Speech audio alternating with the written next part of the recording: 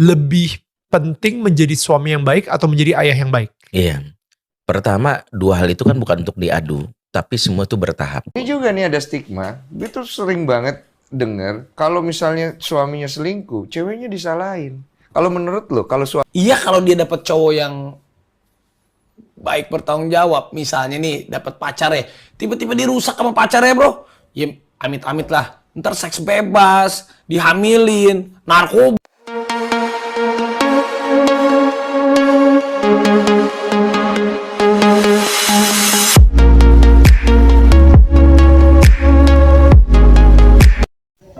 Assalamualaikum warahmatullahi wabarakatuh. Sampurasun wargi dimanapun berada. Selamat datang kembali di channel Rahasia Hati bersama saya Teh Hana. Apa kabar wargi? Saya doakan wargi sehat-sehat, bahagia selalu dan rezekinya lancar. Amin ya robbal alamin. Seperti janji saya kemarin, semoga potongan video berikut bisa menjawab para pas suami yang merasa disudutkan, merasa lelah, merasa tidak dihargai, merasa apapun itu. Pertama, ini ada video YouTube dari channelnya Koko Daniel Mananta Network bersama narasumber Ustadz Benri Jayus Rahman. Yuk kita simak. Sekarang ini, kalau misalnya menurut Ustadz Benri, lebih penting menjadi suami yang baik atau menjadi ayah yang baik? Iya. Pertama, dua hal itu kan bukan untuk diadu, tapi semua itu bertahap. Oke. Artinya gini, dalam Quran itu surat Al-Furqan 74, itu ada doa yang diajarkan oleh Allah. Bagaimana seorang mukmin meminta tentang keluarganya. Rabbana hablana min azwajina wa dzurriyyatina qurrata a'yun. Ya Allah, karuniakanlah kepada kami pasangan yang baik dan keturunan kami yang menyejukkan mata. Ya. Jadi ayat ini mengajarkan pertama pasangan dulu. Ternyata kenapa harus minta pasangan dulu? Karena 80% masalah anak bermula dari suami istri yang tidak harmonis. Saya dulu ada salah satu ibu WA saya. Ustadz, saya pengen konsultasi anak saya ke narkoba. Ustadz, saya pengen banget bantu anak saya usianya SMP. Dia bilang gini, ibu datang sama suami, karena saya tidak melayani konsultasi berdua dengan lawan jenis. Kalau mau Harus ada orang lain, suami ya? ada suaminya atau orang lain. Ya. Saya usahain Ustadz, suami saya ini agak susah. Alhamdulillah mau suaminya. Baru saya salaman sama suaminya, duduk ibu ini, dia langsung curhat gak tahan. Ustadz, anak saya bukan sekedar make Ustadz, udah jadi bandar Ustadz. Waduh, ya. Si bapaknya langsung komen gini, lebay. Gak mungkin juga anak jadi bandar. Kamu berlebihan aja. Kalau jadi pemakai iya. Tapi cerita dari mana? Anak SMP jadi bandar. Istri gak tahan kan, bilang diem. Aku lagi curhat sama Ustadz. Kamu tuh kan cuma bisa bikin anak doang, emang bisa ngurusin anak. Wow. Tersinggung kan? Ya. Kamu pikir kamu doang cuma ngurusin anak? Aku ngurusin anak, teman gak kayak kamu. Anak tuh males pulang. Kamu bawel sih.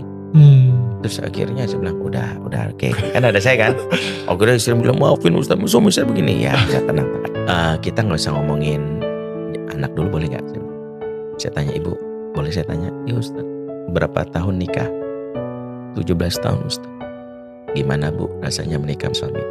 Ya, mau gimana lagi, udah takdir. Jadi ketika dia jawab itulah saya baru sadar gitu.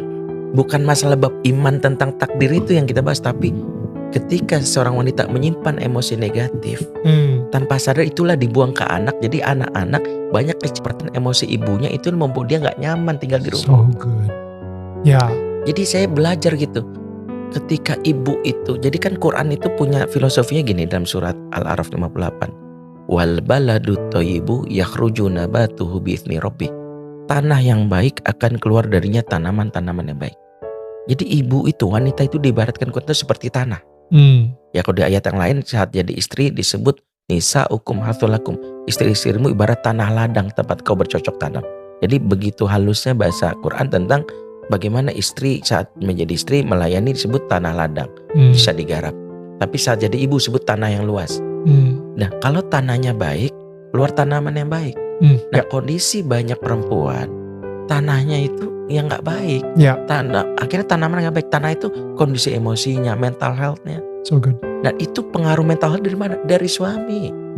Ayah yang gak aware. Wow. Ayah yang berpikir, saya bilang orang tuh kalau LDRan Jangan nanya anak dulu, nanya perasaan istri kamu dulu. Harusnya kan ada bapak-bapak kalau dia gini, anak gimana kabarnya?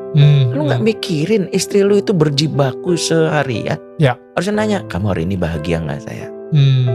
Kan bisa kelihatan istri yang tidak bahagia itu dari mana? Dari cara bicaranya. Gampang. Wanita yang sehat jiwanya minimal keluar 20.000 kata per hari. Ketika dia diam sedikit bicara, maka selalu katakan mas suami, saya nggak pernah percaya kalau ada suami bilang, tapi istri saya pendiam Ustadz. No, sejatinya tidak ada wanita pendiam. Yang ada adalah wanita yang terluka hatinya. Wow. Wanita tuh kalau udah diam itu terluka, kecewa. Karena kecenderungan dia untuk ngomong itu tinggi. Makanya saya bilang, saya ini kalau ngomong sama istri saya, kami bagi abi umi kan. Kalau istri saya udah ngomong singkat, pasti lagi sakit jiwa, lagi hatinya. Apalagi kalau misalnya cuma ngomong nothing. Iya, itu. Tapi kalau udah ngomongnya nyerocos, lagi sehat. Iya. Nah itu yang saya selalu dengerin. Nah banyak laki-laki yang gak aware dalam urusan ini gitu. Ya. Dan dia berpikir yang penting gue jadi bapak yang baik, gak bisa. Ya. Ketika orang itu sudah baik di keluarganya, dia pasti bisa jadi lebih baik untuk orang lain. Ya. Dan itu ketika keluarga baik, anak belajar dari situ. Jadi saya belajar dari bapak saya. Dan ayah sosok yang menginspirasi saya. Makanya di buku pertama saya tulis bagaimana sosok ayah itu dalam hidup saya. Sebelum saya di buku Fatherman itu tentang bagaimana ayah dalam kehidupan saya. Ngomongin soal Fatherman sendiri gitu kan. Jadi itu ada Fatherman 1 dan Fatherman 2. Yeah. Nah Fatherman 1 adalah bagaimana untuk menjadi seorang ayah yang dirindukan.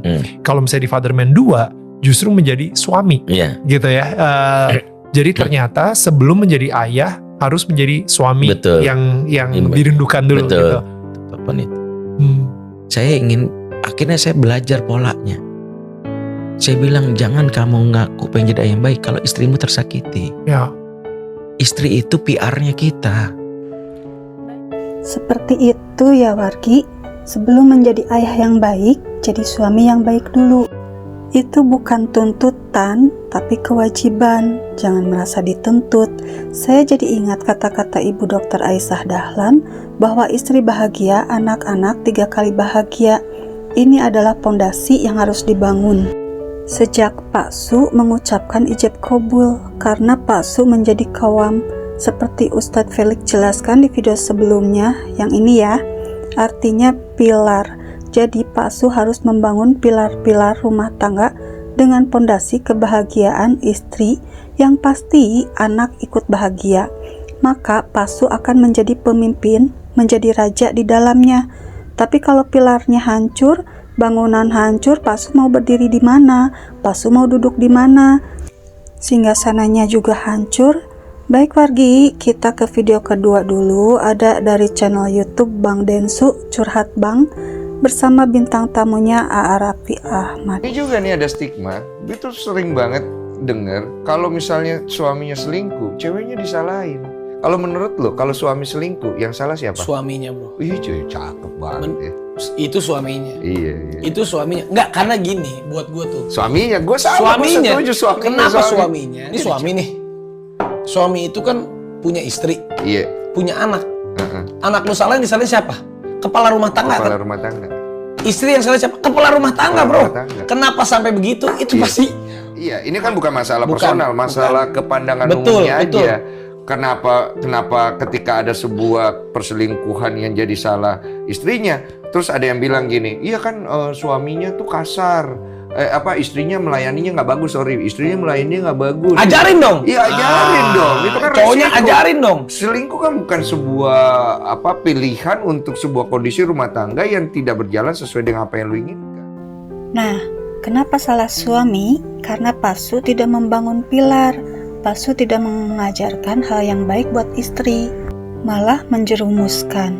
Ada 2 kemungkinan yang didapat suami jika mengedepankan ego, mengedepankan nafsu, sombong karena menjadi pemimpin. 1. Istri melawan melakukan hal yang sama seperti Pak Su lakukan. 2. Bertahan karena terpaksa. Dan keadaan seperti ini membuat semua tidak bahagia. Rumah tangga bukan lagi ibadah. Kalau ada yang bilang, ya kalian istri sebagai penyeimbang, mengingatkan suami. Ya kalau mau mendengar. Tidak semua suami mau mendengar. Ya buktinya, ketika istri minta waktu, ada yang merasa terancam kebebasannya. Istri minta nafkah, ada yang merasa dituntut. Istri minta bantuan, ada yang merasa tidak dihargai. Intinya, tergantung suami. Ibarat rental mobil, paksuk pengemudi, maka istri dan anak ngikut. Kalau nyaman, selamat sampai tujuan. Kalau ugal-ugalan, hasilnya ya celaka. Dan ini tentu tanggung jawab Pak suami sebagai supir. Iya, kalau dia dapat cowok yang baik bertanggung jawab, misalnya nih dapat pacar ya, tiba-tiba dirusak sama pacarnya bro, ya amit-amit lah, ntar seks bebas, dihamilin, narkoba, itu kan yang gue takutin. Karena gini, gue selalu, bukannya buat gue perempuan laki-laki equalnya punya hak dan kewajiban yang sama, tapi kan ini Indonesia bro, mau laki-laki mau perempuan itu pasti judgement terberatnya itu nggak tahu kenapa lebih ke perempuan gitu bro. Iya, itu lagi. Itu yang berbahaya. Itu gue nggak setuju. Itu yang memang terjadi di itu sini. Itu nggak equal. Misalnya gue nih digosipin sama cewek banyak, orang banyak, wih keren lu. Ibaratnya itu kan laki-laki masih ada gininya. Ya beda lah emang. Tapi kalau cewek gitu selalu langsung kayak murahan lu, double standar. Perek banget lu ini lu. Nah, stigma itu yang gue selalu takut gitu. Betul, stigma buruk pasti kena perempuan, apalagi sampai melakukan hubungan intim sebelum nikah, karena akan berbekas dan hasilnya terlihat. Tapi buat laki-laki yang suka ganti-ganti, apalagi merusak perempuan, jangan merasa aku laki-laki, merasa keren, merasa bangga, merasa ganteng. Semua itu akan hilang karena dampak buruk akan dirasakan di masa depan. Di usia 40-45 tahunan, kalian akan menuai apa yang kalian tanam. Kalian akan merasakan sengsara di masa tua.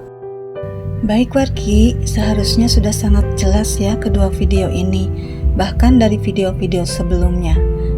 Intinya, kalian laki-laki kalau mau menikah, persiapkan dulu mental untuk mengurus rumah tangga, karena itu yang harus kalian lakukan dan dipertanggungjawabkan. Wargi, ada pembiasaan orang tua dulu ya, yang diterapkan pada anak-anaknya tanpa disadari, menurut aku merusak konsep berumah tangga sih. Karena dulu itu ilmu agama juga susah didapat, jadi kebiasaan itu tidak dibarengi pemahaman agama, dan ini menjadi kebiasaan terjadi turun-temurun. Kebanyakan ya, ibu hanya menyuruh anak perempuan saja untuk membantu pekerjaan rumah tangga, sedangkan anak laki-laki dibiarkan bermain. Seharusnya anak laki-laki yang diwajibkan karena akan menjadi tanggung jawabnya kelak, sedangkan anak perempuan hanya membantu. Ini malah setelah dewasa disuruh cari istri biar ada yang ngurus. Ini sih kata aku yang menjadikan laki-laki merasa benar, ingin dirajakan karena kebiasaan segala sesuatunya disiapkan ibu dan saudara perempuannya. Bahkan bekerja mencari nafkah saja merasa sudah berkorban. Jujur, aku kasihan dengan laki-laki seperti ini, sangat rapuh, lembek. Padahal, kalau paham agama, sadar itu kewajiban dan baru sebagian dari tanggung jawab yang harus dilakukan, dan akan semangat melakukan yang terbaik untuk kebahagiaan istri dan anak, karena itu jalan menuju kemuliaan di dunia dan akhirat kelak. Dan tugas seorang ibulah menyiapkan anak laki-laki bermental kuat, tangguh, karena akan menjadi imam keluarganya nanti. Kalau berhasil menjadi suami dan ayah yang baik, maka surga layak berada di kaki ibu, karena ibu sudah mengantarkannya menuju surga. Bagaimana menurut wargi? Apakah pendapat saya relate? Kalau ada yang kurang, boleh tambahkan di kolom komentar ya. Sebagai penutup, ini ada quotes dari Arapi dan Bang Densu. Baik, wargi, video saya akhiri dulu sampai di sini. Terima kasih sudah nonton sampai akhir. Mohon maaf jika ada salah-salah kata.